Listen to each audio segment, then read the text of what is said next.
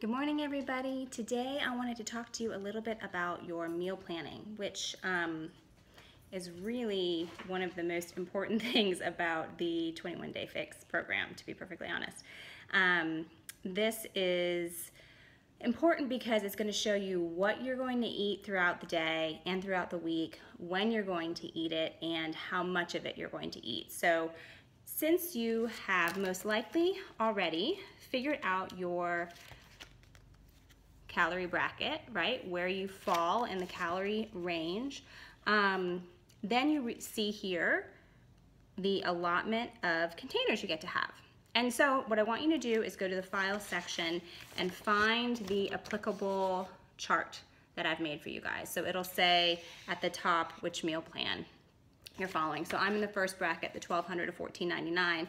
And this is what I use. Now some people like to put it in their computer and have it on a Google Doc. I used to do that, but then I realized that I actually needed to put this on the fridge so that when I walk up to the fridge, I can just go, oh, okay, this is what I should be having for lunch. This is what I should be having for a snack, so that there really weren't any deviations for me. It just made it like a no-brainer. So I wanted to show you a little bit. This is what my completed sheet for this week is looking like. I plan about 4 or 5 days out, and I leave these last days open a little bit for the weekend just because things come up, and also I have a lot of leftovers. So I like to sort of plug those in on my Friday and Saturday nights. But the way that I do this is I actually start with the easiest thing first. And the easiest thing for me is breakfast. If you look really closely, gonna have the same thing every day. Some people like to change it up. For me, it's just easier to wake up, grab my half a bagel, have some egg whites, be done with it. So I plug that in throughout there, and then I do the more difficult, right? The most difficult for me is planning my dinners, because dinners I get a little more experimental. And I'm also feeding more than just myself. So I'm feeding my son and I'm feeding my husband. So I need to make sure I have that dinner well-rounded. So then I plan that out and I put that in. From there, I can tally up what my container counts are gonna be for my breakfast and for my dinner. So then I know, okay, what do I have left?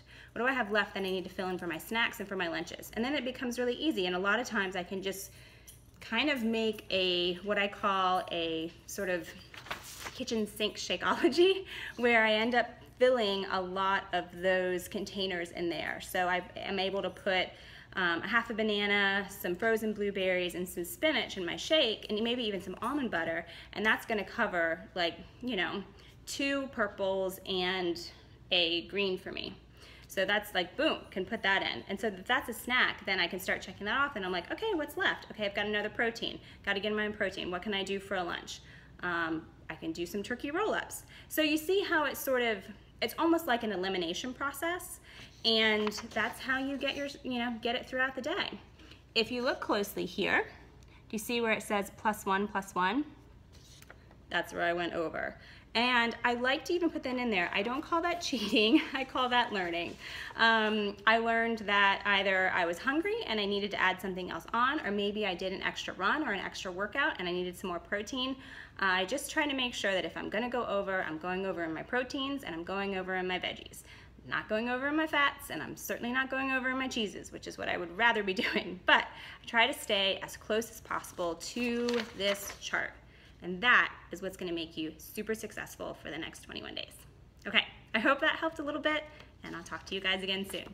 Bye.